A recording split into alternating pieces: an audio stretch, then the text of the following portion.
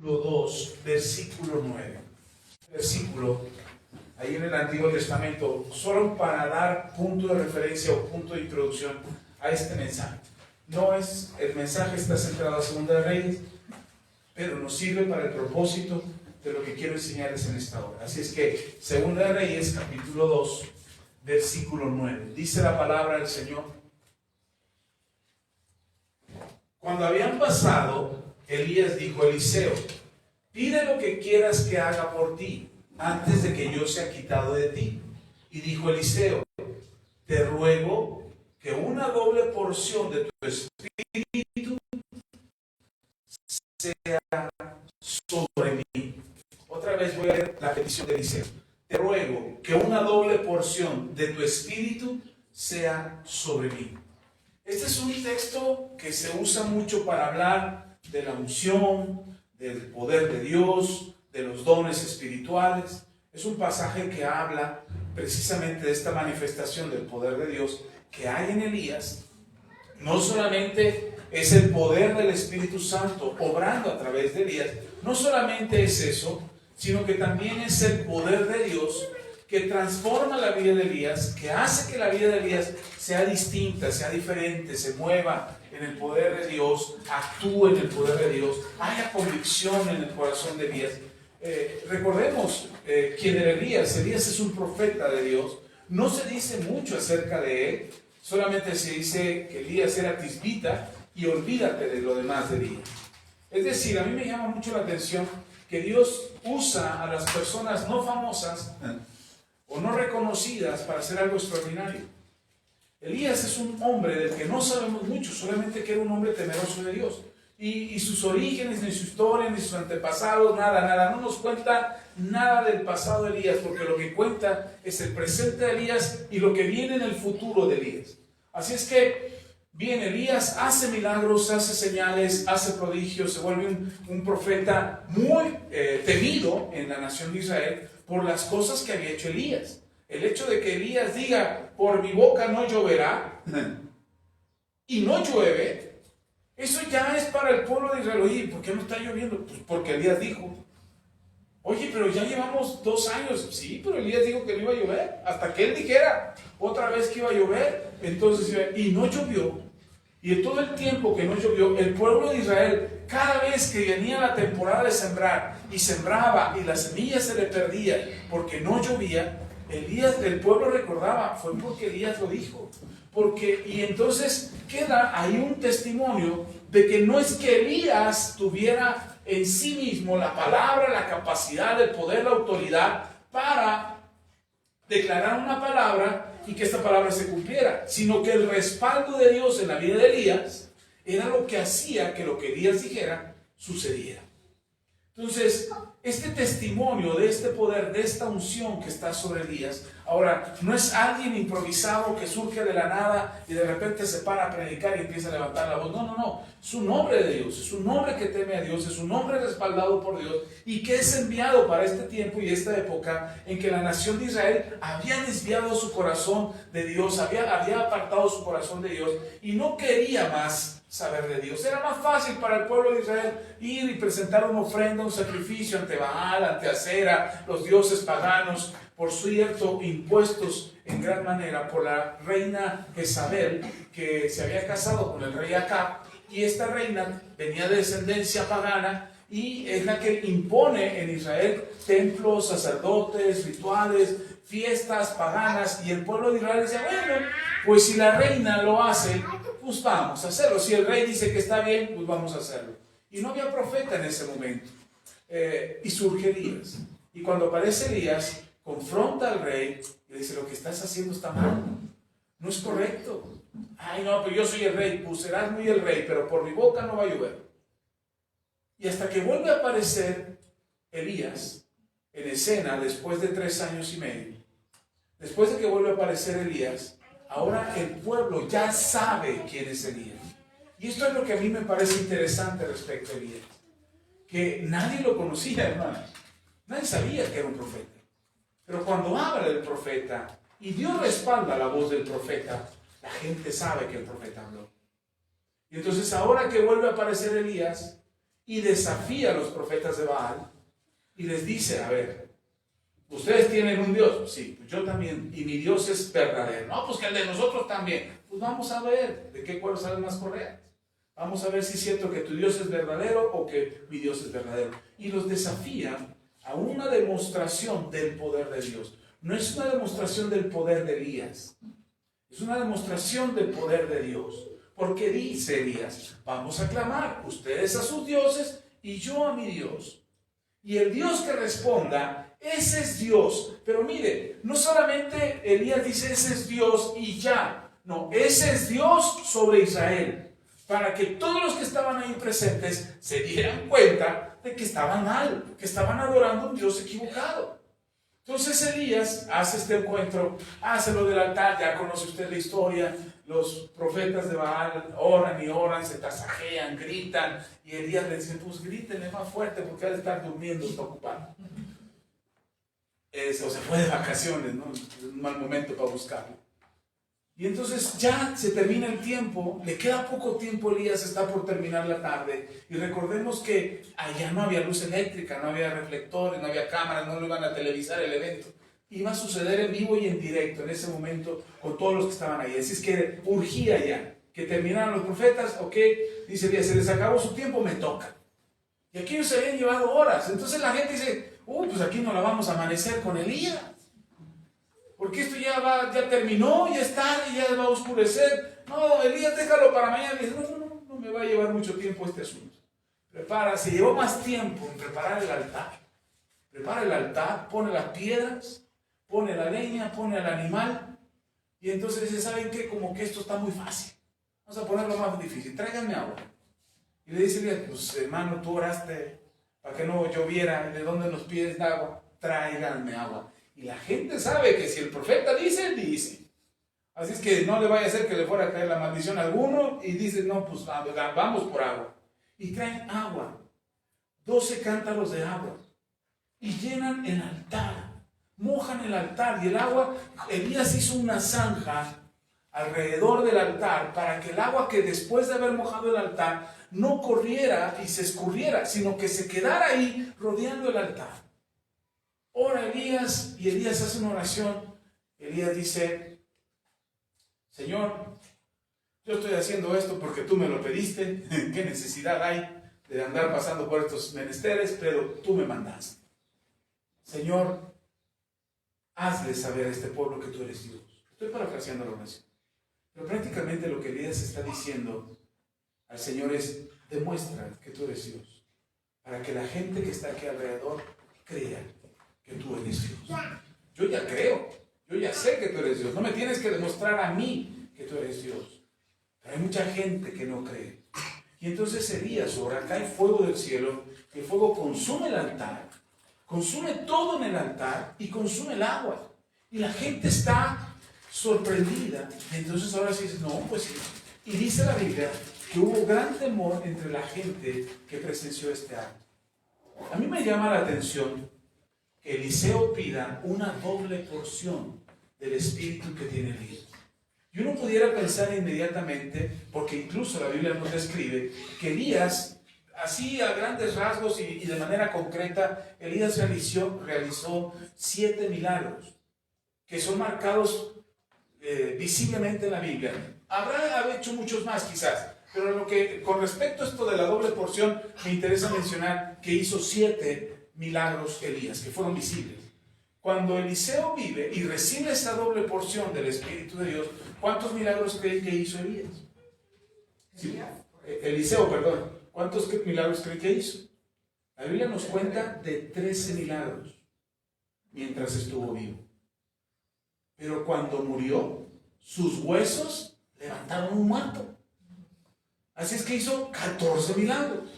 Si Elías hizo 7 y Eliseo hizo 14, esa es una evidencia de una doble porción del Espíritu. Pero no me quiero detener en eso que teológicamente han tratado de explicar muchas veces. No, es que la doble porción te lleva a hacer el doble de cosas. Pero yo más bien pienso en ese espíritu de Elías, que era hacer volver el corazón del pueblo de Israel a Dios. Tan es así que me enfoco más a ese espíritu y no a la doble porción que tuvo Eliseo, Porque dice la Escritura que el espíritu que volvería en el tiempo de Jesús era el espíritu de Elías. ¿Por qué el Señor usa aquel que tiene una porción y no usa aquel que tiene dos porciones? ¿Por qué el Señor usa el espíritu de aquel que iba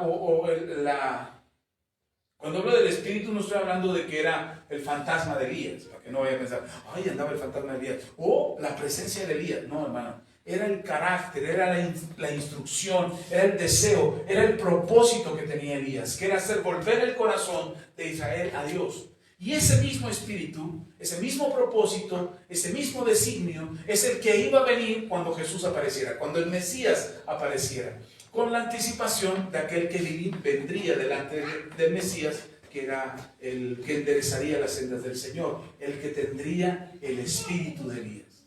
¿Quién era ese? Juan el Bautista. Juan el Bautista era el que traía en sí, dentro de él, el espíritu de Elías. ¿Cuál era el espíritu de Elías? Dije, hacer volver el corazón del pueblo de Dios a Dios. ¿Qué es lo que hizo Juan? Hacer volver el corazón del pueblo de Dios a Dios. Entonces, si se dan cuenta, cuando la Biblia nos enseña de esta doble porción, no está hablando precisamente del doble de milagros. Mucha gente se enfoca a eso. Mucha gente piensa en ello, en la doble porción. Voy a tener más capacidad que mi antecesor. Yo anhelo la doble porción de mi cobertura, de mi profeta, de mi pastor. Y entonces yo pensaría, si en ese contexto de lo que lo estoy explicando, yo pensaría que haría el doble de lo que mi profeta o mi pastor ha hecho en su ministerio. Yo pensaría en eso. Yo les he platicado aquí que mi papá ha hecho cosas que yo estoy repitiendo, que han pasado en la vida de mi papá, que en mi vida se están repitiendo. Solo que en mi vida han sido más rápidos. A mi papá le llevaron 80 años, en mi vida yo apenas llevo 50 y ya llevo gran parte de lo que mi papá ha hecho. Ahora, ¿yo qué es lo que espero? ¿Hacer el doble de mi papá? Quisiera, anhelaría hacer el doble de mi papá. Pero yo estoy convencido que hay algo que en mi papá está, que es bueno, delante de Dios, que Dios aprueba, que está en el corazón de mi papá, que es algo que yo debo replicar. Es decir, yo debería de tener esa misma actitud de mi papá respecto a eso bueno, porque hay cosas malas en él, así como hubo cosas malas en Elías. No sé si se acuerdan que Elías se deprimió y estaba escondido en una cueva. Pues eso no lo quiero duplicar, eso no lo quiero el doble. Imagínense si él estaba en una cueva y yo me voy a ir a meter al drenaje para tener el doble de eso. Entonces no replicamos lo doble malo. Para que les quede claro, hermanos, ustedes y yo somos nuevas criaturas. Las cosas viejas pasaron, y aquí todas son hechas nuevas. Nosotros no tenemos, tú y yo, no tenemos la sentencia de ser el doble de malos que nuestros padres. ¿Sí está conmigo? Para que no decir, es que mi papá era re malo. Era re malote, hermano, malote, hermano. Y yo tengo que ser malo también. No, tú eres nueva criatura. Las cosas viejas pasaron. Tenemos que actuar. Hemos orado aquí, hemos declarado aquí, hemos hablado aquí la palabra, hemos enseñado respecto a romper las ataduras de herencias generacionales. Ya lo hemos hecho. Hemos orado. No tengo que estarlo haciendo cada ocho de hermano. Rompa sus herencias, hermano. Rompa sus herencias. No, ya lo hicimos y por fe creemos que fueron rotas. Entonces nosotros no repetimos los malos hábitos, ni las malas herencias, ni las malas actitudes de nuestros antepasados. ¿Sí está conmigo? Pero sí podemos replicar y repetir las cosas buenas de nuestros antepasados. El mismo apóstol Pablo lo dice, escudriñadlo todo, retened lo bueno. ¿Por qué menospreciaría la vida de mi padre si mi padre tiene cosas buenas? ¿Por qué no retener eso bueno que tiene mi padre? Lo malo no lo voy a juzgar, no lo voy a condenar, no voy a maldecir a mi padre por lo malo que él haya hecho, o mi madre también, o mi abuelo, o mi bisabuelo. No voy a replicar eso, ni lo voy a juzgar, ni lo voy a condenar. Dios tiene su sentencia, Dios tiene su juicio, pero también tiene misericordia de ellos. Así es que voy a creer con todo mi corazón que de eso malo yo ya he sido librado. ¿Sí está conmigo? Se han roto las cadenas, Jesús me libró de toda esa maldad. El acta de decretos que había contra mí ha sido clavada en la cruz. Ya no hay condenación para los que están en Cristo Jesús. Así es que todas esas promesas yo las tomo para mi vida y digo, ok, Señor, si no hay nada malo que yo haya heredado de mis padres, entonces yo puedo replicarlo a cosas buenas. Puedo hacer lo bueno que hace mi papá, puedo hacer lo bueno que hace mi mamá, o que hace mi papá y que hace mi mamá, puedo hacer lo bueno que hacía mi abuelo, que hacía mi bisabuelo, puedo replicar eso, y estoy convencido, hermano, que podemos hacerlo. Una de las cosas que perdemos la mayoría de los latinos es la oportunidad de aprender de nuestros antepasados. Si el papá es herrero, el hijo, ¿qué quiere ser? No, médico. Todo menos herrero. Lo que sea menos lo que es su padre. Si su papá es carpintero, ¿qué quiere ser el hijo? Lo que sea menos carpintero. Tenemos el mal hábito de considerar que la herencia de nuestros padres o lo que hicieron nuestros padres es malo para nosotros. La mayoría de las culturas orientales y asiáticas, la mayoría de las culturas del Medio Oriente, lo que le enseñan al hijo es replicar el negocio del padre. Porque entonces el hijo va a empezar desde el punto donde se quedó el papá. Si el papá se hizo rico siendo médico y el hijo es médico, ¿quién cree que va a heredar los pacientes del médico? El hijo. Y muchas veces lo que nosotros hacemos es empezar, mi papá era médico, yo quiero ser abogado, entonces ¿quiénes van a ser mis clientes? ¿Los clientes de mi papá? No, yo tengo que empezar de nuevo en un negocio que estoy partiendo y abriendo camino. Ahora, no estoy diciendo que eso sea malo, lo que estoy diciendo es que nos estamos perdiendo la oportunidad de ahorrarnos camino. ¿A dónde voy con todo esto? A lo que hizo Eliseo. Eliseo recibió una doble porción del espíritu de Elías. Y también hizo volver al corazón de Israel al camino del Señor. Pero algo que me sorprendió de Eliseo es que Eliseo terminó con el enemigo que no pudo terminar Elías. Para eso yo creo que es la doble porción. Para terminar lo que tu antecesor no pudo terminar. Para concluir aquello que si tú no pudiste concluir, yo oro por mis hijos. Y yo le digo al Señor, Señor, si yo llego a tal nivel, que mis hijos lleguen al doble de eso. Si yo alcanzo cierta estatura o cierto nivel, Señor, que ellos lleguen al doble o al triple o más de lo que yo pude haber alcanzado. Que los enemigos que yo pude vencer, no solamente ellos también vivan esa victoria, sino que los enemigos que yo no pude vencer, ellos sí puedan vencerlos. Y no tengan que padecer lo mismo que yo padecí. Así como yo no estoy padeciendo lo que padeció mi padre, ni estoy sufriendo lo que sufrió mi padre, yo también creo que yo no voy a padecer eso, pero mis hijos tampoco van a padecer lo que yo padecí. No sé si me estoy explicando. Entonces, cuando hablamos de una doble porción, cuando hablamos de una doble unción, una doble manifestación del poder de Dios, me gusta pensar que el Señor siempre va a recurrir una vez más, repito, el Señor siempre va a recurrir una vez más a aquello que haga acrecentar tu fe, aquello que haga crecer tu fe en el Señor. Siempre va a usar eso. Los milagros no solamente son el testimonio de la manifestación del poder de Dios. Los milagros son también el testimonio de la existencia de Dios. Una de las cosas que podemos estar seguros es que hay cosas sobrenaturales. Nosotros podemos actuar en lo natural. Ya lo explicaba el jueves en una enseñanza que di de discipulado. Está ahí en Facebook si no lo han visto. Esa enseñanza yo explicaba que Dios puede usar nuestras habilidades, como lo usó con David. ¿Se acuerdan de David cómo venció al gigante? David usó la onda para vencer al gigante. Uno podría decir, es que Dios le dio el don de usar la onda. No, David practicaba todos los días.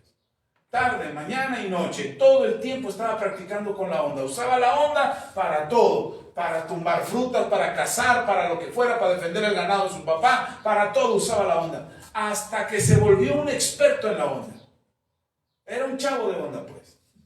Entonces, siendo como era David, un hábil para usar la onda, eso fue lo que Dios usó de David para vencer al gigante. ¿Sí me explico? Tú tienes habilidades, tienes dones y capacidades que Dios va a usar para glorificarse, que Dios va a usar para darte la victoria. Pastor, pero yo no tengo ninguna. Sí, tienes una, te aseguro, hay una habilidad. Tu vida ha sido, la mayoría de aquí ya son mayores de 18 años. Bueno, todos son mayores de 18 años. Y todos ustedes, de alguna manera, a lo largo de su camino, han adquirido habilidades. Esas habilidades Dios las va a usar para magnificarlas y glorificar su nombre en tu vida. Dios va a usar lo que puedes hacer. Pastor, no tengo ninguna. Pues empieza, hermano.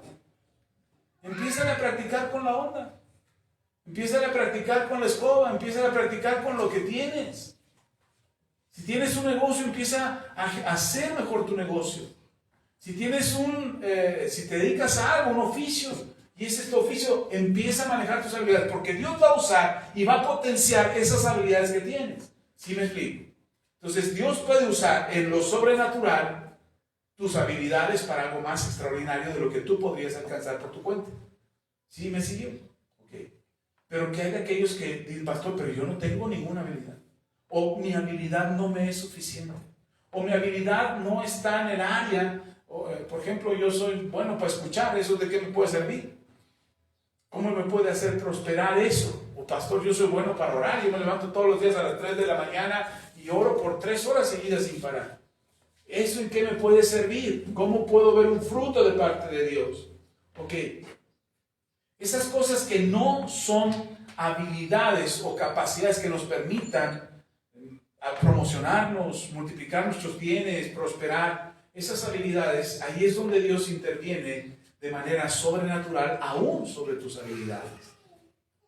Me hace pensar, por ejemplo, de manera sobrenatural cómo Dios toca la vida de esta mujer de flujo de sangre y la sana. ¿Cuál fue su habilidad de esta mujer? ¿Qué habilidad tenía? Mezclarse entre la gente. Esa era su habilidad. ¿Cuál era su habilidad para poder acercarse al Señor y recibir el milagro? Fe, valor. Fue lo único que necesitó. Y se acercó y confió y tocó el borde y ya se iba, ya lo conseguí, ya conocí. Alguien me tocó. Y la mujer, y yo, y cuando cuenta todo, ¡ay! Inmunda, andaba aquí entre nosotros y nos tocó y traía flujo de sangre. El Señor le dice, tu fe, ha sido tu fe lo que te ha salvado. ¿Sí está conmigo? Entonces Dios va a usar, una vez más, cualquiera de tus habilidades que sean para sacarte adelante.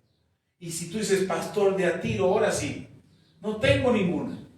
Bueno, pues Dios no hay nada imposible para Él. Y puede usar incluso la más pequeña o la más aparente e insignificante de tus capacidades o dones para hacer un milagro. Amén. Ahora déjenme llevarle a un texto en el Evangelio de Juan. Habiendo dicho esto, quiero dejar en claro que creo en la doble porción. De hecho, hace algunos años tuvimos nuestro aniversario aquí y el lema de ese aniversario fue doble porción. Oramos, estuvo aquí el profeta Oscar y oramos porque el Señor diera a nuestras vidas una doble porción.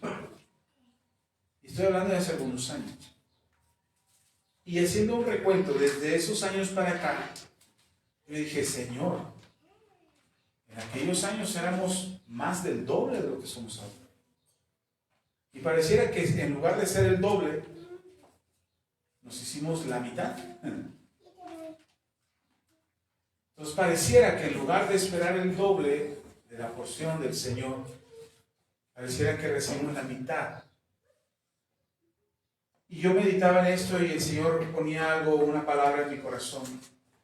Me decía, pero sus habilidades, su conocimiento de la palabra, su búsqueda de Dios es diferente ahora. Y entonces me hace pensar que en los momentos de más crisis o de mayor necesidad o de mayor dificultad en nuestro camino, vas a poder ver lo que el Señor quiere hacer en ti. Cuando caemos en la comodidad, cuando caemos en el conformismo, cuando caemos en la simpleza de que, bueno, mi vida es así, ya que, y nos conformamos con eso, y nos ajustamos a eso, nos perdemos la bendición de poder crecer, porque nos acomodamos. Yo creo que a veces el Señor sí quiere sacarnos de la barca. No importa que te hundas en el medio camino. El Señor quiere sacarte de la comodidad en la que te encuentras, para que puedas ver todo el potencial y toda la capacidad y todos los dones y talentos y habilidades y todo lo que puedes hacer. A veces la comodidad y el conformismo en el que estamos nos sacude, nos simbra, nos hace sentir mal y pensamos que estamos hundidos en el fracaso. Oía una frase ayer que me gustó, de hecho así iba a llamar el mensaje, pero dije no va por ahí el mensaje. Pero me gustó esta frase, se la doy a eso. Dice esta frase: una chica ve el color naranja y le dice a su amigo, no me gusta el color naranja. Y el chico se queda, el chico es muy optimista, ¿no? Pero el chico se queda, ¿pero por qué no te gusta? Y la chica le dice, porque no es ni rojo ni amarillo. Está en medio, no tiene identidad, no tiene la capacidad de ser o rojo o amarillo. No es rojo ni es amarillo, solo es naranja. Y está mal, esto, por eso no me gusta. Y el chico se le queda viendo y le dice, fíjate que no es así. Yo creo que el naranja, en una situación, puedes verlo como rojo, o en otra situación, puedes verlo como amarillo. Y me gustó pensar esto, no porque hubiera una falta de identidad, sino por la manera en cómo vemos las cosas. Podemos entender nosotros, podemos saber nosotros quiénes somos. Podemos entender quiénes somos y hacer de nuestras vidas, tomar las habilidades, tomar la capacidad que Dios ha puesto en nosotros, y en lugar de decir, ay, Señor, es que no soy rojo. Yo quería ser rojo y no soy rojo, soy naranja. O, Señor, yo quería ser amarillo, mira, amarillo es bonito, brillante, colorido, todos le hacen caso al amarillo. Ponte una chamarra amarilla a ver si no te vuelven a ver. Todos le hacen caso al amarillo. Y el Señor dice, pero puede ser rojo. O puede ser amarillo. Tu habilidad y tu capacidad, lo que tú puedes ser, está dentro de ti. Entonces no es sentirnos un fracaso porque no podemos ser lo que otros esperan que seamos. Nosotros somos lo que somos porque Dios está con nosotros. Y podemos ser rojos o podemos ser amarillos. O naranjas. No tendría nada de malo. ¿Sí me explico? ¿Sí está conmigo? Ok, ¿por qué le digo esto? En el Evangelio de Juan, capítulo 4, voy a abrir su Biblia en el Evangelio de Juan, capítulo 4.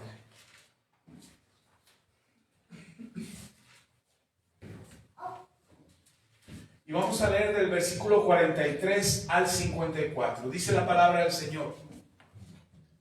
2 días después, salió de allí y fue a Galilea, porque Jesús mismo dio testimonio de que el profeta no tiene honra en su propia tierra. Versículo 45. Cuando vino a Galilea, los galileos le recibieron, habiendo visto todas las cosas que había hecho en Jerusalén en la fiesta, porque también ellos habían ido a la fiesta. Vino pues Jesús otra vez a Caná de Galilea, donde había convertido el agua en vino. Y había en Capernaum un oficial del rey, cuyo hijo estaba enfermo. Cuando oyó que Jesús había llegado de Judea a Galilea, vino a él y le rogó que descendiese y sanase a su hijo, que estaba a punto de morir. Entonces Jesús le dijo, si no viereis señales y prodigios, no creeréis. El oficial del rey le dijo, Señor, desciende antes de que mi hijo muera. Jesús le dijo, ve, tu hijo vive. Y el hombre creyó la palabra que Jesús le dijo y se fue. Cuando ya él descendía, sus siervos salieron a recibirle y le dieron nuevas diciendo, tu hijo vive. Versículo 52. Entonces él les preguntó a qué hora había comenzado a estar mejor. Y le dijeron, ayer a las 7 le dejó la fiebre. Versículo 53. El padre entonces entendió que aquella era la hora en que Jesús le había dicho, tu hijo vive. Y creyó él con toda su casa. Esta segunda señal hizo Jesús cuando fue de Judea a Galilea. ¿Qué señal fue? La primera fue la segunda señal, en Galilea. Por eso les decía que Dios usará una vez más lo que sea necesario para dar convicción a nuestro corazón. Una de las cosas que me llama la atención de este pasaje, y les quiero explicar, espero poder explicar lo que he sentido en mi corazón al leer este texto. Primero, dice el Evangelio de Juan, dice: Jesús volvió a Galilea porque él ya había dado testimonio de que no hay profeta sin honra, sino en su propia tierra. Una de las cosas que nos pasa generalmente es que la gente no nos cree. Yo he visto cómo al tiempo, en el tiempo que va, cuando transcurre el tiempo, digo, bueno, es que eso yo ya lo había enseñado, es que eso yo ya lo había dicho, es que yo ya había explicado. Y muchas de las veces me doy cuenta que cuando lo dije o cuando lo expliqué, no se entendió o simplemente no se creyó. O soy tan malo para explicar que nadie me entendió. Pero cuando pasa el tiempo y lo vuelvo a escuchar y vuelvo a oír la confirmación de esa enseñanza que yo dije, bueno, no debo de sentirme mal, porque en su momento Jesús no le hacían caso. A Jesús no le creyeron lo que dijo. Y él mismo tuvo que decir y dar testimonio de él mismo diciendo, no hay profeta sin honra, sino en su propia tierra. Entonces es más común que escuches a alguien más que al profeta que tienes en casa, más que al profeta que tienes aquí en tu iglesia. Entonces muchas de las enseñanzas que se pueden escuchar aquí y que están, gracias a Dios, están grabadas, y mientras YouTube no las borre, ahí estarán, y ve y revisa las enseñanzas que dimos hace 10 años. Y muchas de esas enseñanzas hoy se están enseñando como novedad, como revelación, como algo fresco. Y digo, bueno, en su momento yo era loco en el desierto que enseñaba algo como eso y no fui escuchado. Bueno, Señor, gracias. Me pude haber enojado y decir, pero yo les dije, yo les hablé, y entonces, ¿por qué no me escucharon? Y podría haberme enojado. Ahora tengo que entender que es una confirmación de parte de Dios para decirte, o para decirme a mí, sí, estabas bien. Lo que enseñaste estaba bien. Lo que dijiste era correcto. Entonces eso me ha ayudado a mí a tener un poco de tranquilidad. Ahora sé y me doy cuenta que de lo que estoy enseñando últimamente, o lo que estoy enseñando ahora, no llevo una ventaja de 10 años. Y eso me hace pensar que yo ya me retrasé. Entonces yo podría estar enseñando algo que se escucharía en 10 años más adelante. Pero resulta que lo que estoy enseñando hoy, más bien que lo que enseñé, no, corrijo, lo que enseñé hace 5 años, 4 años, ya se está enseñando ahora. Entonces quiere decir que si antes tenía una ventaja de 10 años, hoy apenas tengo una ventaja de 4, de 5 años. Y si me sigo rezagando, si me sigo lamentando porque no se escuchan mis enseñanzas, o porque no soy tan famoso, porque no tenemos una iglesia muy grande, pues en poco tiempo yo estaré al día. Y lo que enseñe se estará enseñando en otro lado. Y será lo mismo. Y se estará diciendo lo mismo. Entonces hoy veo, cuando yo decía hace mucho tiempo, hermano, eso no está bien, o eso no se preocupe, eso no le quita la salvación, y escuchaba a otros predicadores que decían, eso te quita la salvación, te vas a ir al infierno. Esos mismos predicadores ahora han cambiado su enseñanza y enseñan lo que yo enseñaba hace días. ¿Qué quiero decir con esto? Que esto le pasó a Jesús. Ahora, no me estoy comparando a Jesús. No estoy diciendo, yo soy como Jesús. No, quiero ser como Él. Anhelo ser como Él. Esa es la estatura a la que tengo que llegar. Pero lo que les quiero decir con esto es que el mismo Señor Jesús le pasó. Que cuando Él enseñaba algo, la gente no lo escuchaba. Él hacía milagros y la gente decía, ¿de dónde vendrá este poder? ¿Por qué? Lo hace en nombre de Beelzebú, el príncipe de Beelzebú. Él echa demonios por Satanás. Y la gente no creía lo que Jesús hacía. El mismo Señor Jesús les pedía a aquellos en los que obraba milagros, les decía, no lo cuenten, no digan nada, no lo hagan público. Y a muchos de ellos no podían disimularlo y pues tenían que decir de dónde había venido el milagro. ¿Por qué pasaba esto? ¿Por qué Jesús no era atendido?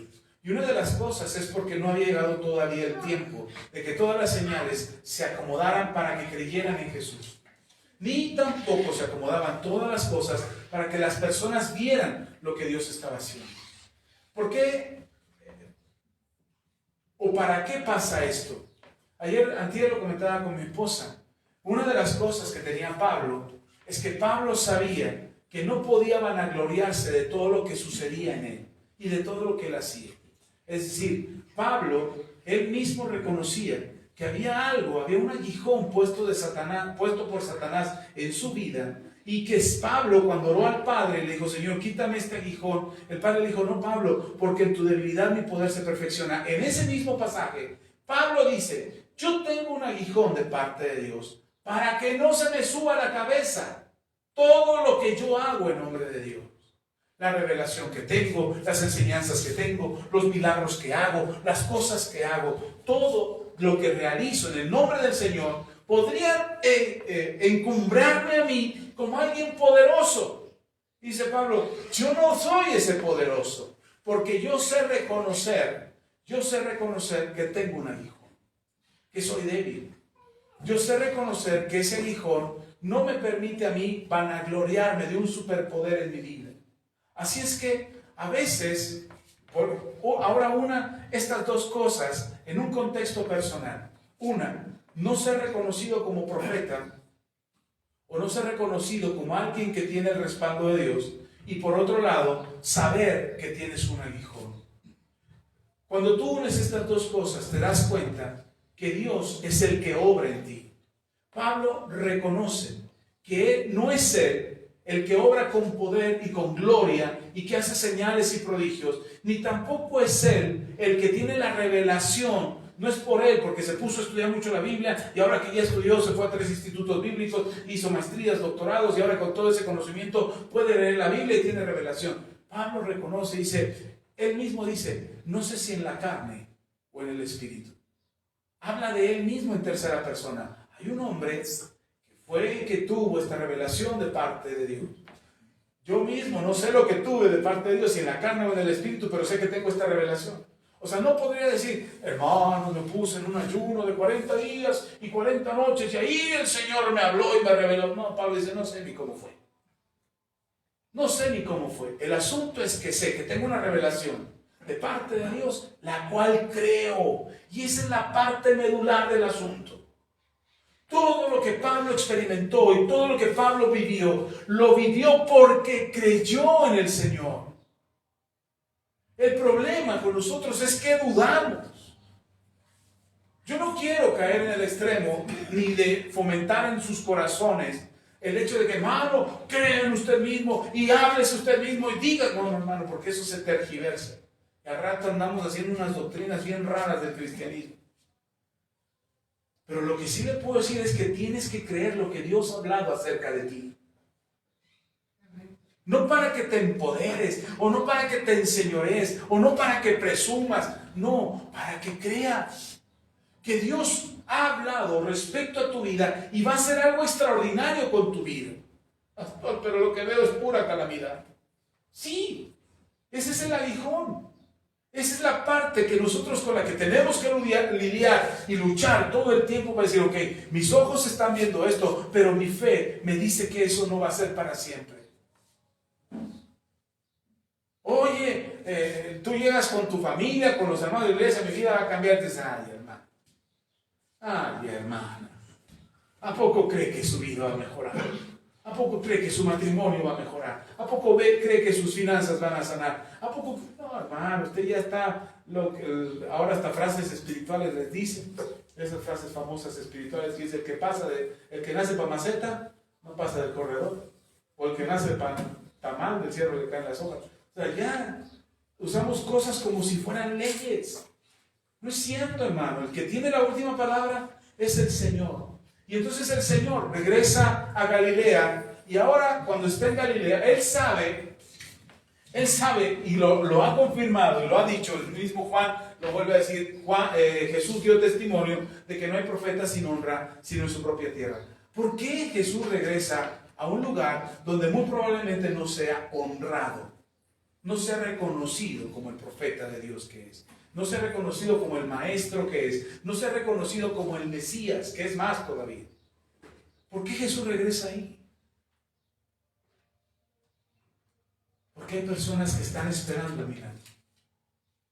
Hay personas que están esperando creer. esperando una señal, una muestra de que Dios es real, una evidencia, una persona que le diga, Dios me tocó. Dios cambió mi vida. Hermanos, yo estoy en redes sociales y subo un video cada 8 días. Este está ahorita en vivo en Facebook. Y cada 8 días estoy hablando y hablando de la fe. Y hay mucha gente que conozco que no creía en Dios. Algunos eran cristianos y se alejaron. Y de repente ven el video en YouTube o en Facebook y me mandan un mensaje y dicen, yo me congregaba en una iglesia pero dejé de creer. Me desanimé. Y con la palabra que compartiste ahora creo. Hay cristianos que eran cristianos de la secreta. Nadie sabía que eran cristianos. Ni yo sabía que eran cristianos. Y de repente publican y dicen, gloria a Dios, amén, aleluya. Hermano, yo me alejé, pero ahora creo. Y empiezan a publicar cuestiones de fe, comparten el video. Y yo digo, bueno, puede que no sea profeta en mi tierra, pero hay gente que está esperando en mi tierra ver testimonio de alguien que está creyendo en el Señor. Tengo un amigo de la universidad que cómo le tira a los cristianos. Tiro por viaje, es una publicación contra los cristianos. Y contra la fe. Y a cada publicación le contesto. Cada publicación que, bueno, no las veo todas, pero las que me llegan a mí, que él compartió, le contesto. Digo, no, estás equivocado, la Biblia dice esto. No, estás viéndolo desde el punto de vista. Hace poco publicó y dice, la gente cree en Dios porque le falta conocimiento. Y le contesté, le digo, sí, conocimiento como el de Francis Collins, el padre del genoma humano, o como Leibniz, el precursor del cálculo integral, o como Isaac Newton, el padre de la física, o como, que le puse ahí un montón de personajes, Luis Pasteur, quien dijo, por ahí le puse la frase, él fue el que dijo, un poco de ciencia te aleja de Dios, mucha ciencia te permite conocer a Dios. Y le contesto, porque sé que en algún momento, si él no cree, en algún momento la palabra que yo pueda sembrar en su corazón, le hará volver su corazón a Dios. He visto gente que ha venido aquí a la iglesia y se han dejado de venir. Y cuando me los encuentro, le digo, ven, te esperamos en la iglesia. Hoy, ¿cuándo nos vemos? ¿Cuándo platicamos? Me gustaría platicar contigo. Ojalá nos podamos ver. Hay gente que no veo, pues saludo a todos ellos porque ellos se me ven. Hay gente que no veo, no les puedo decir eso. Pero a los que veo se los digo, sin pena. Y si algún día me dice, pastor, pero su iglesia no tiene grupo de alabanza. ¿Y? Pero su iglesia son bien poquitos. Y de todos modos te espero, ya somos más contigo. Esa preocupación que tenemos de lo que queremos aparentar nos impide poder hablar con libertad. Jesús no tenía que aparentar nada en Galilea. Unos pudieran pensar, es que volvió para que lo reconocieran. No, no volvió por eso. Volvió porque hay gente que sí quiere escuchar. Entre todos los que no quieren, hay pocos que sí quieren. Y a ellos volvemos. Una vez más, el Señor no te ha dejado a ti porque quiere que creas con todo tu corazón. Sé, y lo sé porque en algún momento ha pasado en mi vida, sé que por algún momento pasamos por momentos de incredulidad, por momentos de duda. Sé que hay momentos en que queremos alejarnos o queremos apartarnos del Señor. Lo sé, yo también he pasado por eso. Yo les he testificado aquí todas las veces que he querido tirar la toalla de ser pastor. Las veces que me he puesto a hacer un berrinche ahí delante de mi esposa, ya no quiero ser pastor, es que no está bien, está más bien poquito. Y mi esposa dice, sí, ya Dios tratará contigo. Y en la noche el Señor me da una cerveza, con que ya no quieres, ahora pues, vamos a platicar tú y yo. Y yo también he pasado por eso. Entonces, el problema no es que pases por esas circunstancias o por esos valles. Ese no es el problema. Por eso el Señor Jesús vuelve una vez más a tu vida y regresa con más fuerza para que tú te afirmes en el Señor y tú puedas permanecer en Dios. Dudar no es un asunto de que estás perdiendo la fe. Dudar es cuestionarte a ti mismo si estás haciendo lo correcto. Dudar está bien que te preguntes, ¿será este el camino? ¿Será esta la forma? Está bien, pregúntate, porque Dios tiene la respuesta. El mismo Señor Jesucristo dijo, conoceréis la verdad y la verdad os hará libres. El cuestionarte, el preguntarte, no te hace una persona incrédula. Te debe desafiar a buscar, te debe desafiar a creer, a leer la palabra, a investigar, a prepararte, a escuchar voces que te digan el camino. Ahora, si yo me pongo a oír a Juanito Comunica, que dice que Dios no existe, creo que sé, o no sé quién fue. Un youtuber famoso, ya le eché tierra a él, pero no sé si fue él. Pero un youtuber famoso que dijo, es que Dios no existe. Y un montón de gente lo empezó a seguir. Porque dijo una frase que ellos querían oír. Porque ¿por qué no oyen el testimonio de Francis Collins, el padre del genoma humano, que testifica cómo se convirtió? O de otros más, hombres de ciencia modernos, actuales, que están en YouTube, que están gratis para que los oigan. ¿Por qué no ven un documental acerca del cuerpo humano y de cómo funciona, y donde los mismos científicos dicen, esto es maravilloso, es increíble? Estaba platicando mi hijo, acaban de hacer una, se llama autopsia, al pez que le hicieron, ¿cómo se llama eso? Necropsia. Ya estaba muerto el pececito. Y le hicieron una necropsia y me platicó cómo estaba por dentro más o menos. No me acuerdo de todo lo que me dijo, pero lo que sí me acuerdo es que conforme él me lo estaba platicando, yo me lo imaginaba en mi cerebro y estaba viendo a ese pez abierto y cómo funciona cada parte y decía, eso no es evolución, por Dios, eso no es evolución. Eso es un diseño perfecto. Tuvo que haber una mano creadora, un intelecto ahí, un ser que pudo pensar cómo podría funcionar ese pez dentro del agua, sin pulmones, y que procese a través de unas cosas llamadas branquias, procese el agua para extraer. Mi hijo me explicaba, y es que en las branquias se hace un proceso así de químico y físico, y que pasa esto, entonces ahí el pez absorbe el oxígeno y libera todos los demás elementos. Es tan rápido. Eso no es evolución. Eso es un diseño perfecto para que ese pez pueda estar en el agua. Bueno, ¿por qué nos conformamos con pensamientos y con ideas de que no vas a poder? Chirriones, ¿por qué no voy a poder? Soy una máquina perfecta que Dios diseñó. Y entonces de repente oigo y veo a un mini hombrecito así, no así, más o menos así, como de 90 centímetros, que no tiene piernas ni brazos, y que es conferencista internacional. Se llama Nick Vujicic, que estuvo a punto de morir. Que los médicos le dijeron a sus papás, ¿sabe qué? No es un niño, es un pedazo de niño. Revisaron a la mamá a ver si había otro más ahí adentro, pero no, era todo lo que salió. Y cuando le dijeron los médicos, le conviene mejor que muera su niño. Y se lo dijeron desde antes de que naciera, porque no aborta. Y la mamá dijo, no, porque la mamá es una mujer de fe, es una mujer que cree. Dice, no, no está bien, que nazca, que sea lo que Dios quiera. Y ahí está el hombre tiene 47 años, está por, no, 49 creo. Y anda por todo el mundo, es un pedazo de hombre. Y no lo estoy diciendo de manera ofensiva, estoy diciendo literalmente, es un pedazo de hombre. No tiene brazos, no tiene piernas. ¿Pero qué creen? Que está casado y tiene hijos. Y dice, ¿cómo le hizo, pastor? Pues no sé, hay que preguntarle a él, pero se casó. Y da conferencias alrededor del mundo. Y algo de lo que él asegura dice, ¿por qué te rendirías antes de hacerlo?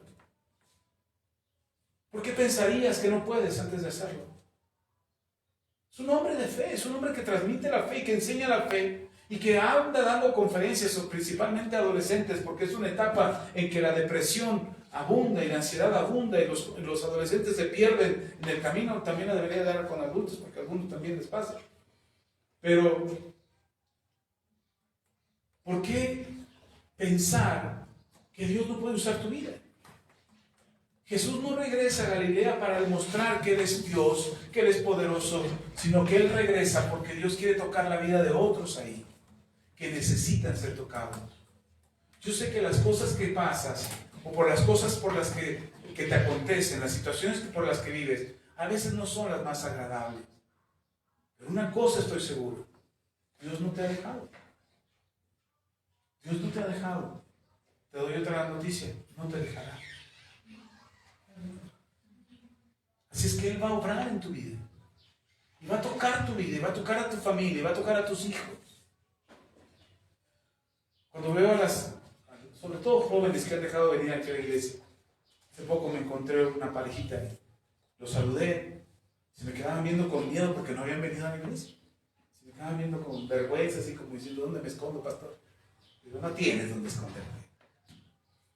No es cierto, no le dije eso, pero le digo a estos muchachos, los extrañamos en la iglesia. Nos gustaría verlos en la iglesia. ¿Cuándo van? Ahora, tengo que ser honesto con ustedes. Cuando yo los estaba viendo, en mi cabeza pasaban hijos de su mamá. ¿Cómo son desobedientes, ingratos, filisteos incircuncisos, pecadores? Todo eso pasaba por aquí. Porque soy un ser humano. Y puedo pensar cosas malas en una persona. El asunto es si yo permito que esos pensamientos se sigan alimentando o no en mi cabeza. Pero como no quiero eso, yo quiero decirles a ellos, y a todas las personas, y a todos los hermanos que me puedan encontrar, Dios te está llamando una vez más. Dios está queriendo llegar a tu vida una vez más. Yo puedo pensar, decirles todo lo que pienso. No se lo voy a decir, pero podría decírselo. Pero es el que edifica. Es el que ayuda. Entonces Jesús pudo haber regresado a Galilea y decirles, van a ver, ahora sí, no va a ser ningún milagro entre ustedes, porque la vez pasada que vine, no me creyeron. ¿Podría ser eso Jesús? Sí, podía hacerlo. ¿Estaba en libertad de hacerlo? Sí. ¿Lo hizo? No. ¿Por qué no lo hizo? Porque Él llegará a nuestras vidas siempre, una vez más. Insistirá una vez más, vendrá a nuestras vidas y tocará una vez más y hablará a tu corazón y hablará a tu entendimiento una vez más hasta que puedas experimentar la verdadera libertad, la verdadera vida abundante, la sanidad, la restauración, todo lo que Él quiere hacer en tu vida. Él lo va a intentar, va a venir una vez más. Ahora depende de nosotros. Siga leyendo. Bueno, volvamos al pasaje porque ya lo habíamos leído, pero en el versículo 45, cuando Jesús vino a Galilea, los galileos le recibieron, habiendo visto todas las cosas que había hecho en Jerusalén, en la fiesta, porque también ellos habían ido a la fiesta. Es decir, Jesús estuvo en Galilea y ¿se acuerdan de las bodas de Caná? ¿Qué hizo en las bodas de Caná? Convirtió el agua en vino. Exacto. Y la gente que estaba ahí donde está Jesús ahora, sabían lo que Jesús había hecho. Ya se había corrido el rumor. Jesús le dijo a los sirvientes, no le digan a nadie lo que acaban de ver. Cuando está convirtiendo el agua en vino, les dice a los sirvientes, bueno, a ver, tráiganme las tinajas, llénenlas de agua. Jesús ora, se convierte en el agua en vino. Ni siquiera la Biblia dice que Jesús oró, solamente dice que dijo, ahora tomen de ahí. Y el maestresala tomó el agua, bueno, lo que era agua, y lo toma y es vino. Y lo prueba y es el mejor vino que ha probado en toda su vida. Y Jesús le dice, no le digan a nadie. Ya, que siga la fiesta. Hermano, ya todo el pueblo lo sabía. Cuando Jesús regresa, ya todos lo sabían. Ay, viene Jesús, el que hizo el agua en vino, no le quedó riquísimo, estaba bueno. Ya todos sabían. Ahora, ¿creían? Sabían lo que Jesús había hecho, pero no necesariamente creían. Hermano, el que tú sepas lo que dice la Biblia, el que tú sepas dónde está el texto de la Biblia, el que tú sepas ubicar y conozcas de cabo a rabo, de pasta a pasta, conozcas dónde están los libros, dónde están los textos, dónde están los pasajes, quiénes son los personajes, que tú lo sepas no significa que tú creas. Es importante que lo sepas, es importante que conozcas la Biblia, pero ¿lo crees? Yo pongo un ejemplo absurdo para esto, pero de verdad, si encontrara un mejor ejemplo para ello, lo pondría, pero hasta ahorita es el que tengo. Yo he dicho muchas veces que si la Biblia me dice a mí que los elefantes vuelan, yo creería que los elefantes vuelan. Aunque nunca haya visto un elefante volar. Pero yo lo creería. Cuando me va a decir como un hermano en una ocasión cuando lo dije, ¿y Dumbo, pastor? Bueno, Dumbo es un cuento. Pero yo creería que la Biblia, o creería lo que la Biblia nos dice. ¿Sabe cuál es el problema con muchos de nosotros? Es que no creemos. No creemos lo que la Biblia nos dice. Creemos que no. Y te encuentras con videos donde dice, es que la Biblia se contradice. El comentario es que lo que enseña solamente es una inferencia. son suposiciones, son interpretaciones equivocadas, fuera de contexto. Cuando tú lees la palabra y la crees, algo pasa en tu cabeza. No solamente es el hecho de tener más conocimiento, sino es el hecho de saber, porque a veces suceder, empiezas a ver las cosas de manera distinta. Así como les contaba, lo que mi hijo, yo nunca hice una necropsia de un pez, pero mi hijo la acaba de hacer en la escuela, y cuando me empieza a contar, hermano, mi cabeza empieza a imaginarse todo eso. Y lo que hace mi cabeza es relacionarlo inmediatamente con la palabra de Dios. Como hombre de ciencia, que puede ser mi hijo, cualquier científico que explica los procedimientos químicos, físicos y biológicos del pez, esa es toda una explicación. Mi cabeza inmediatamente se va a la palabra. Cuando dice la Biblia en Génesis, y Dios creó los peces del mar. Digo, Señor, qué maravilla hiciste con esos animales. ¿Sí me explico? Cuando empiezas a estudiar la palabra y empiezas a leer la palabra, tu mente empieza a hacer una conexión, dicen los científicos, una sinapsis, una conexión entre tus ideas y tu fe. Y cuando se hace esa conexión, dejas de dudar. Dejas de poner en dudas en tu corazón de que ¿será? ¿Y podrá ser posible? Yo sé que es posible. Hoy yo creo que todo es posible. Algunas cosas me desespero, ese es otro tema, pero algunas veces me desespero porque no llegan cuando yo las espero, pero sé que van a llegar. Porque las sigo creyendo, porque sigo esperando. Y me desespero y digo, yo creí que era para esta vez, pero no fue esta vez. Y tengo que esperar y no confiar y no dudar, sino asegurar mi corazón de que no era el tiempo. Pero cuando tú empiezas a dudar, cuando no ha hecho ese clic entre tu conocimiento y la fe, y empiezas a dudar de, no, esto no es para mí. No, esto no es cierto.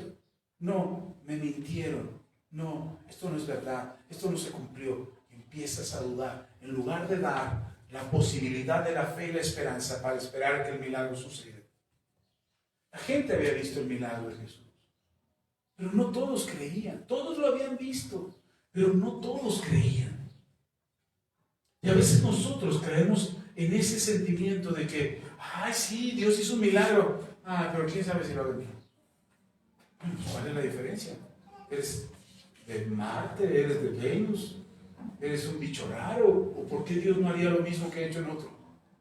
No dice la Escritura que lo que está escrito era para que todos supieran lo que aconteció y que todos pudiéramos pasar por ello. Así es que las cosas que estamos esperando que pasen sucederán en tu vida y Dios lo va a hacer una vez más. El problema es que cerramos nuestros ojos a los milagros que Dios hace. Tratamos de encontrarle justificación. ¿Sabe? Vi un video, un documental, hablando de videos documentales, donde unos científicos demostraban científicamente, a través de un proceso de alcalinización y no sé qué cuántas cosas más, cómo el agua se podía convertir en vino. Es decir, así es que el milagro de Jesús, donde el agua se convierte en vino, tiene una explicación científica. Es algo que puede pasar por la alcalinidad de las tinajas, porque quién sabe qué cosas raras contaron, y puede ser posible. Y ahora es que lo hagan. Si es posible que lo hagan. Si científicamente es posible y tienen las evidencias y los elementos, porque ahora tenemos acceso a casi todos los elementos del planeta y tienen acceso a todo, que lo hagan y que conviertan agua en vino y que les quede la misma calidad, como dijo el maestro Sara, que era el mejor vino que había probado.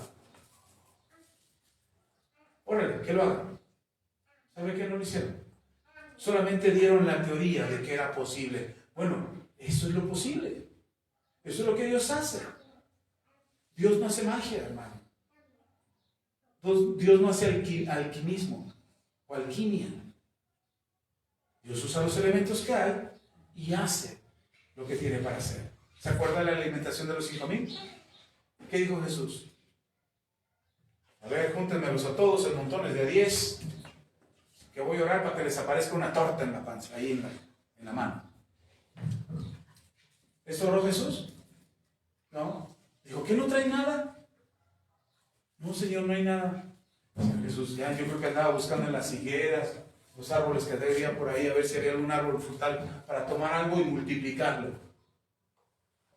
Pero ya apareció Felipe y dice, no señor, aquí hay un niño que dice que trae 5 panes y 2 pececillos. Ah, con eso. Júntenme a la gente, vamos a repartirles de comer. Y el Señor Jesús oró y se multiplicó. ¿Se da cuenta? Los milagros de Dios no son magia. Los milagros de Dios es usar lo que tienes, es usar lo que hay, es usar lo que puedes, es usar lo que está a tu alcance, es usar lo que está en tu entorno. Y Dios va a hacer algo sobrenatural para que suceda. Escuchábamos un testimonio de una persona que no tenía pierna y le creció la pierna. Dice, ¿cómo lo hizo el Señor? Ahí, Señor, ahí sí, no había pierna. Y le hizo una pierna nueva, hermano, pero había carne. Y usó de lo mismo de él para generar una pierna. Así es que, ¿es posible? Sí. Me sorprende a mí de que, wow, eso no, es que no me lo esperaba. No, no en ese sentido. Me maravilla que Dios sigue haciendo milagros hoy en día, solo por una razón. ¿Cuál es la razón de que Dios sigue haciendo milagros hoy en día? Que no se han acabado los milagros. La razón es simple, que creamos en Él. Esa es la razón. Y a veces Dios ha hecho milagros en tu vida que no les has hecho mucho caso y no has tenido mucho interés en esos milagros, porque en tus momentos de mayor desesperación crees que Dios no puede hacer un milagro. En los momentos de mayor angustia no esperas el milagro, esperas que te salve la comadre, el amigo, el político, pero no Dios. Sigo leyendo. Versículo 46, dice la palabra del Señor. Vino pues Jesús otra vez a Caná de Galilea, donde había convertido el agua en vino, y había en Capernaum un oficial del rey cuyo hijo estaba enfermo. Cuando oyó que Jesús había llegado a Judea, a Galilea, vino a él y le rogó que descendiese y sanase a su hijo, que estaba a punto de morir. Algo que es cierto es que siempre habrá necesidad. Aquí lo hemos hablado. ¿Cuántos tienen necesidad de algo? Levanten su mano. Yo tengo necesidad de algo. Milagro, algo sobrenatural, recursos financieros, sanidad, lo que sea. Ok, baje su mano. Gracias. Todos tenemos necesidad. ¿Se acuerdan lo que hablamos hace 8 días? Dios cubre nuestra necesidad. Entonces, si Dios cubre nuestra necesidad, ¿por qué seguimos teniendo necesidad? Este hombre tiene necesidad.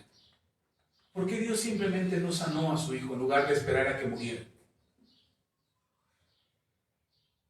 Porque ¿qué pasa cuando tú sanas sin darle reconocimiento a Dios? ¿A quién se lo atribuyes? A las pastillas que te tomaste, a la dieta que seguiste, al régimen que observaste, al médico que visitaste. Pero a Dios, ¿cuándo? ¿Cuándo le atribuimos a Dios la sanidad de algo en nuestro cuerpo? Si tomamos medicamento. ¿No recomendamos el medicamento antes que a Dios? Ay, tómate esta pastilla. Esta pastilla es buena para el dolor. Esta pastilla me quitó esa enfermedad. ¿No hacemos eso? Por eso hoy está regulado por la ley y está prohibido que nos automediquemos. Por eso los medicamentos más rígidos, más fuertes o más estrictos tienen un control y tienes que llevar una receta médica a la farmacia para que te puedan vender esos medicamentos. Porque la gente se automedicaba. Entonces, cuando nos enfermamos y nos ponemos mal y nos tomamos una pastilla y nos sentimos bien, ¿a quién le atribuimos el mérito? A la pastilla. Ay, es que me tomé esto y me sentí muy bien. Ay, es que, oye, me está doliendo la cabeza. No, tómate esta. Yo me la tomé la vez pasada y me quitó todo el dolor. ¿No hacemos eso? ¿No recomendamos el medicamento antes que a Dios? Entonces, ¿por qué Dios no sana inmediatamente? Bueno, no es esa la razón, pero para que no se quede, ay, es que por eso el Señor no tiene enfermo al mundo. No. Sí, es que tergiversamos las palabras. Pero en muchas ocasiones la gente que es tocada por Dios y que va a Dios tocar, que Dios va a tocar esa familia, A veces esa familia tiene que pasar por un momento muy difícil para que la gente pueda creer. Porque si el niño hubiera curado con los test que le dio la abuela, no hubieran dicho gracias a Dios que nos dio la sabiduría para escoger estos test. O que Dios nos permitió descubrir estos test que nos quitan esta enfermedad.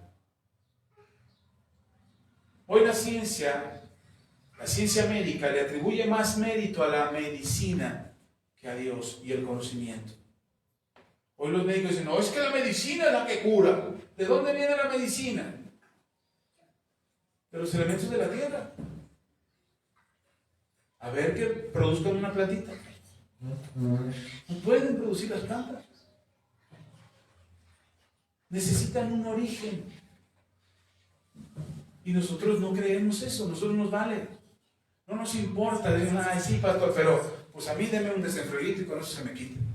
Ya después ore por mí. Porque no tenemos fe. Entonces yo veo a este hombre que tiene a su hijo muriendo y le pide a Jesús el milagro y Jesús le dice, sí, si no hubiera venido Jesús a sanar a este niño, a este muchacho, y el milagro hubiera sucedido de la noche a la mañana, la familia estaría tratando de encontrar qué fue lo que curó al niño y no le atribuirían el milagro a Dios. Y entonces no creerían en Dios. Cuando el niño es curado, el papá ni siquiera estaba ahí. Jesús ni siquiera estaba ahí. Dice la palabra en el versículo 49. Al oficial del rey ya le urgía. El oficial del rey le dijo, Señor, desciende antes de que mi hijo muera. Es decir, deja de estar perdiendo el tiempo. ¿No ves que mi hijo está muriendo? ¿Cuántas veces hemos orado poniendo advertencias a Dios o limitantes a Dios? Ya, Señor, hazlo ahora, porque si no lo haces ahora yo no sé qué va a pasar. Hermanos, he escuchado testimonios de hermanos que le dicen a Dios, hazme el milagro o dejo de creer en ti. Como amenazando a Dios, poniéndole advertencias a Dios. He escuchado otros que son peores. O me haces el milagro o se lo pido al diablo. Uy, como si Dios empezara a comer así, ay, tengo que hacerle, ¿qué voy a hacer? ¿Qué voy a hacer?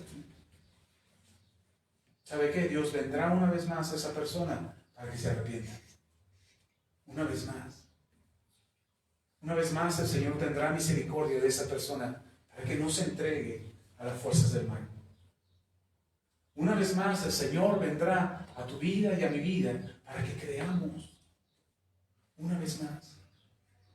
Porque la vez anterior no fue suficiente para nosotros. La vez anterior el milagro no fue suficiente. La vez anterior o el milagro anterior ni siquiera nos dimos cuenta que fue un milagro. Porque la vez anterior pusimos en tela de juicio, se lo atribuimos a la suerte, se lo atribuimos al compadre, se lo atribuimos al amigo, se lo atribuimos al medicamento, al doctor, le atribuimos a cualquier cosa, menos a Dios, el milagro que sucedió en nuestras vidas, del hoyo de donde Dios nos sacó. A la casualidad, a la suerte, a nuestras fuerzas, a nuestras capacidades. Por eso les decía al principio que David, cuando vino a enfrentar al gigante, era muy hábil con la onda. Era muy capaz, pero le dijo al gigante, yo vengo contra ti porque soy bien bueno con la onda. ¿Le dijo eso? No, le dijo, yo vengo contra ti en el nombre de Jehová de los ejércitos, porque te la has pasado ofendiendo al pueblo de Israel, al ejército victorioso de Israel, te la has pasado ofendiéndole durante 40 días y 40 noches, y por eso ya hasta aquí llegó. Dios te ha puesto un límite. Hay cosas a las que tú tienes que hablarles y decirles, Dios te ha puesto un límite. Tú no puedes seguir avanzando en mi vida. Tú no puedes seguir tomando ventaja en mi vida. Les hemos testificado, les hemos hablado muchas veces de las cosas que ha hecho en nuestras vidas, pero ha habido ocasiones en las que hemos tenido que ponerle un límite. En una ocasión, mi esposa, cansada de estar rentando, y el lugar en el que rentábamos no era el más bonito en el que podíamos estar, Mi esposa ya cansada le puso un límite. Entonces me decía, es que este lugar no me gusta. Y mis hijos me decían, es que este lugar no nos gusta, la señora no nos deja salir, suelta al perro en la noche. Y sí, ya se los he platicado muchas veces. Y un día mi esposa dice, ya, hasta aquí, ya no más, ya no vamos a rentar más. Dije, órale, esto se va a poner bueno. Y mi esposa dijo, de aquí no nos vamos a ir hasta que no nos vayamos a la casa que Dios tiene para nosotros. Y no creen que nos fuimos al otro día. Pasaron meses. Hasta que 3 años todavía. Después de ese límite. Pero tuvo un límite. Y nos fuimos a la casa donde nosotros pudimos tener y comprar, gracias a Dios, porque Él fue el que nos movió. ¿Sí me explico? Nosotros decimos, ya Señor, si no es mañana, olvídate de mí. Yo ya no voy a creer en ti. Y Él dice, pues bueno, vendré en otra ocasión, una vez más, a mostrarte que yo soy Dios. Y Él cada vez, hermano, ¿sabe qué es lo que pasa? Que no nos damos cuenta que estamos perdiendo el tiempo. Tú puedes decir, pastor, es que 3 años, la pastora oró y pasaron 3 años hasta que tuvieron, es un chorro de tiempo. ¿Cuántos años llevas en la misma situación? Con el mismo problema. ¿Cuándo le vas a poner un límite? ¿Cuándo vas a decir hasta aquí, ya no más? ¿Cuándo será la última vez que de tu boca saldrá una queja con Dios? Ay Dios, es que ya, mírame. ¿Cuánto más? ¿Por qué no ponerle un límite y decirle, ok, Señor? ¿Sabe? Yo le dije al Señor y me ha dado lecciones cada vez más fuertes, pero yo le dije al Señor, Señor, yo no voy a tomar medicamentos si tú no me sanas. Y de repente me pongo tan mal que tengo que tomar medicamento. Y entonces me he sentido, eso fue después del shock anafiláctico que me dio en 2006, que me inyecté penicilina y me andaba muriendo y dije, Señor, yo no vuelvo a tomar medicamento. Si no eres tú el que me sana, yo no voy a tomar medicamento. Y ha habido ocasiones en que me he tenido que tragar mis palabras y he tenido que tomar medicamento. Y después de que lo tomo, le digo, Señor, te fallé. Es que mira, tomé medicamentos, habíamos hecho un trato tú y yo. Y él se me dice, no, yo sigo siendo Dios. No he perdido mi posición. Yo sigo sanando a los enfermos, yo sigo tocando tu cuerpo, yo sigo obrando en tu vida. Sigue creyendo en mí. ¿Está conmigo? ¿Sí me sigue? ¿Por qué dudar? Este hombre le dice a Jesús, ya, apúrate Señor, date prisa, baja a mi casa, porque mi hijo está muriendo. Y el Señor Jesús, vete, tu hijo está sano. ¿Había visto a su hijo sano el hombre? No. ¿Vio el milagro? No. ¿Vio cómo las palabras salieron volando y llegaron? No. Hizo una declaración potente el Señor que hasta el Espíritu Santo se derramó ahí y la gloria de Dios inundó una nube y ángeles subían y bajaban. ¿Pasó algo así? No. Lo único que sucedió es que el hombre creyó. Es lo único que sucedió. Jesús oraba todo el tiempo por los enfermos, pero no todos sanaban. Y lo dice el Evangelio de Juan, que muchos no eran sanados por la incredulidad de los corazones de ellos, no porque la palabra no tuviera efecto. El problema está en que no le creemos a Dios todo, le creemos para unas cosas, pero no le creemos para todas. Creemos que Dios va a hacer algo para algún momento, pero no le creemos para todo. A nosotros nos agarra la media quincena y me dice mi esposa, nos estamos quedando out, ya, fuera. Estamos terminando en números rojos. Y le digo, no tengo más, de verdad no tengo. Si tuviera más palabras, le diría a mi esposa otras palabras. Yo espero, busco en mi cabeza y en mi espíritu una revelación que me diga, para tal fecha vas a sacarte la lotería. No. Ya se va a morir tu tía rica y entonces ya vas a heredar los millones. No, de verdad que no. Le busco a ver si tengo una palabra profética. No. Y lo único que tengo para decirle a mi esposa es, Dios nos ayude. Es todo lo que tengo. Dios nos ayude. Y esta última vez sí le agregué un poquito más. Le dije, Dios nos ayude. No nos ha dejado y no nos dejará. Con un nudo en la garganta. Ahora, ¿qué es lo que tengo más? No tengo más. Lo único que tengo es fe. Y lo único que puedo hacer es creer. Así es que, hermano, quizás lo que no estás viendo a tu hijo sanar, no estás viendo a tu hijo convertido, no estás viendo a tu hijo venir a la iglesia, no estás viendo el milagro que estás esperando, no estás viendo cómo tus deudas se pagan, no estás viendo cómo se resuelve todo tu asunto o cómo tu cuerpo sana por completo. No lo estás viendo, pero el Señor te dice, yo ya di la palabra, cree. Yo ya dije que tú serás sano, porque por mi llaga has sido curado. Yo ya dije que tú has sido enriquecido, porque yo me empobrecí para que tú fueses enriquecido. Yo ya dije que tú eres libre. Yo ya dije que tú eres sano, yo que tú eres restaurado, tu familia es restaurada, tú y tu casa son salvos. Yo ya di esa palabra. ¿La crees? Y entonces el milagro viene una vez más, y la señal viene una vez más, y la presencia del Señor viene una vez más, para que tú puedas creer. Y puedas creer al punto de que no te falte la fe nunca. Sin importar cuál sea tu situación.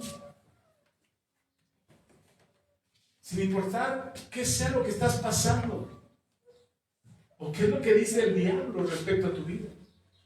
O qué es lo que dice el mundo respecto a tu vida. Conocí una hermana, tenía 35 años y andaba de misionera por diferentes partes de la República Mexicana. Y por parte de su iglesia la habían mandado para allá. Y la hermana feliz, viajando por todo el país, evangelizando y atendiendo misiones y llevando la palabra por todas partes. De repente el ministerio, la iglesia que la respaldaba, se dieron cuenta que la hermana pues ya tenía 35 años y no se casaba. Entonces, pues les preocupó a los hermanos. Dijeron, ¿cómo? Y si en lugar de mandarla por todo el país, mejor la asentamos en un lugar y la ponemos en un lugar para que busque marido, ¿no? Y ya vaya viendo algún galán por ahí. Entonces la mandaron a una iglesia grande. El pastor de la iglesia la conocía y había estado ahí en campañas y todo. Y entonces cuando llegó le dieron un ministerio, el ministerio de niños. Y empezó a ver por el ministerio de niños. Y la hermana pues seguía siendo ella, ¿no? Feliz de la vida y todo. Entonces el pastor tenía la encomienda, por parte de la asociación de la alianza a la que pertenecía la iglesia, tenía la encomienda de casarla. Hermano, búsquele, un siervo, un hombre que... Entonces un día, el hermano, pues ahí buscando pretendientes, encuentra uno que daba toda la pinta de ser un buen cristiano. Y le pregunta a la hermana, oye, hermana, ¿ya no ha visto aquel fulano de tal que sirve aquí en la iglesia? Hombre de Dios, apartado del mal, casi un Job, ¿no? Y la hermana dice, sí lo conozco. Oiga, ¿y no le gustaría ir a comer con él? Soltero, mire, qué coincidencia que sean solteros los dos. La hermana le dijo, pastor, yo sé cuál es su intención. Lo sé porque por algo me mandaron los de la organización a la que pertenecemos. Por algo me mandaron aquí. Es la iglesia más grande de todas las iglesias. No necesitan ayuda. ¿Por qué me mandaron aquí? Pues el problema sería yo, entonces. Si no es la iglesia donde necesita ayuda, el tema soy yo. Entonces, ¿qué es lo que yo necesito? Pues yo estoy bien. Lo que me dan de ofrenda me sirve para mis gastos, me acomodo en el rincón que me pongan. Entonces, no tengo problemas financieros. Y revisando mi vida me doy cuenta que aparentemente lo que dicen los demás es que necesito casarme. Que lo que me hace falta es marido. Entonces le dice el pastor, sí, la verdad es que tú no puedo mentirte, te conozco, sé que eres una mujer de Dios y sí, esa es la razón. Te mandaron aquí para que te encontráramos marido. Y pues ya le eché el ojo a este, ¿cómo ves? Dice la hermana, dice pastor, cuando yo empecé de misionera, yo le dije al Señor, Señor, en el camino donde tú me pongas yo iré. Pero si se trata de casarme con alguien, que sea alguien que tú me pongas. Yo no sé quién es ni dónde está, pero yo me voy a encontrar con él y me voy a casar. Y entonces, la hermana quería casarse, pero no andaba buscando marido. Ella sabía que Dios le pondría el marido. El asunto es que le dijo al pastor, no, pastor, con él. Es que el Señor nos guíe. Ayúdeme mejor a orar para que el Señor. Y de repente apareció por ahí un gringo en la iglesia.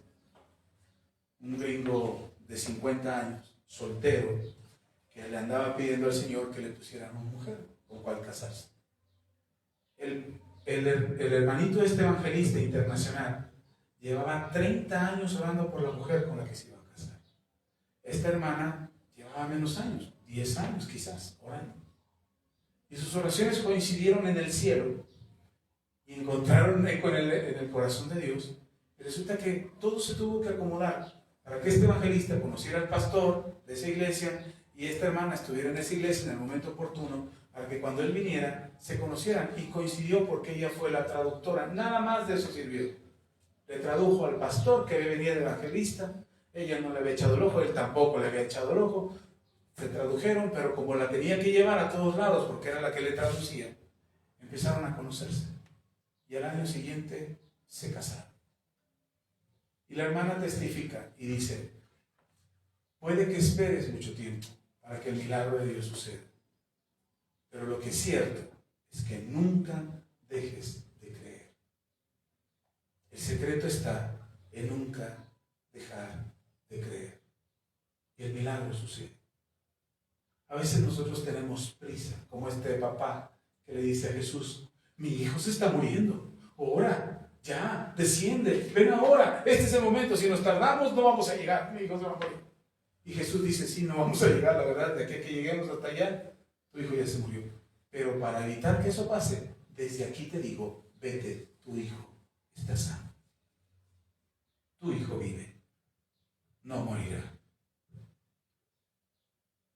¿Qué estás esperando que pase en tu vida? ¿Qué milagro estás esperando que pase?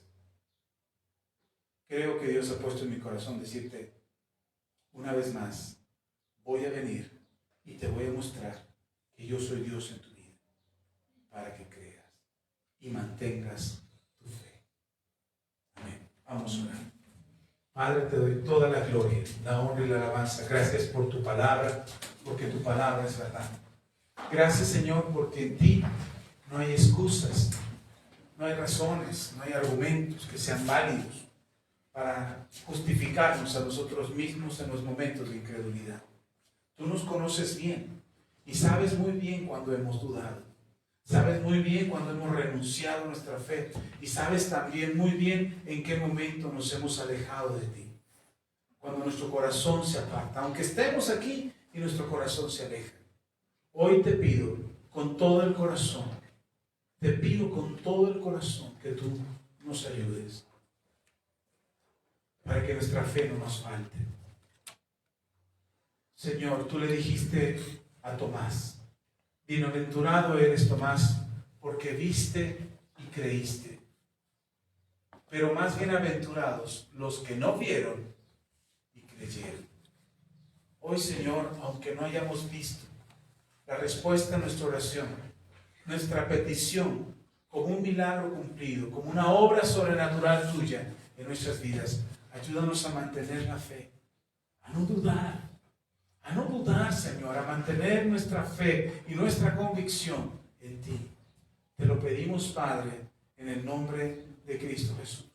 Te lo pedimos, Padre, en el nombre de Jesús. A ti la gloria. Amén. Y amén. Amén. Mis hermanos, el Señor les bendiga. Nos vemos en la próxima transmisión. Bendiciones. Amén. Pues